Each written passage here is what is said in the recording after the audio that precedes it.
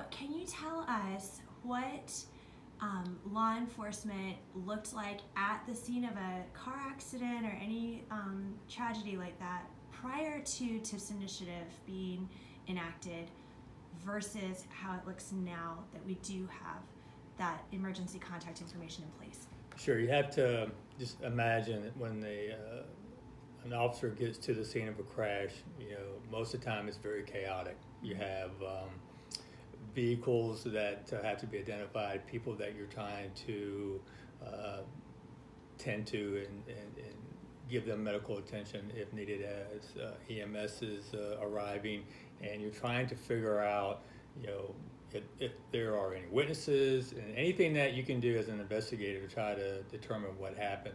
When you have someone that's seriously injured or who has died at the scene of this crash, one of the main things that you have to do is you have to try to find out who the person is. And that's not always very easy because sometimes you can't get to them depending on the severity of the crash. You cannot get their ID, so you don't have their driver's license. You're trying, the officer's trying to run the license plate to get information on if this is the owner and the driver of the vehicle. Sometimes they're not. It could be a friend that has. So before TIF's initiative, we would take this information and we would have to send an officer or a victim advocate to several locations trying to find next of kin. Right. Well, as you know, unfortunately, that can take hours, and sometimes it can take days, depending on where the loved one is located.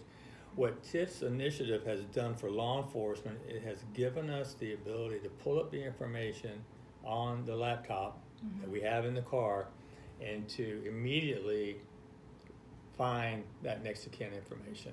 Great. So it's done more than I think most people know. So it's taken something that has been hours at best to really just a matter of a few minutes. So you take the information, and now we can send an officer right to that location. And if it's out of state, a lot of times the family members may be out of state, but we have that information. So then we'll contact the law enforcement agency in that area, and they will go to that location and to notify the next of kin. So it's been really a huge tool for us. It's been such a benefit for us to be able, because for me, I just, when I think about the crashes that I used to work as a state trooper, that was the most critical thing for me, is to try to locate next of kin as soon as possible. And it's very stressful when you can't do that, because we want that family member, that loved one, to be there as soon as they can.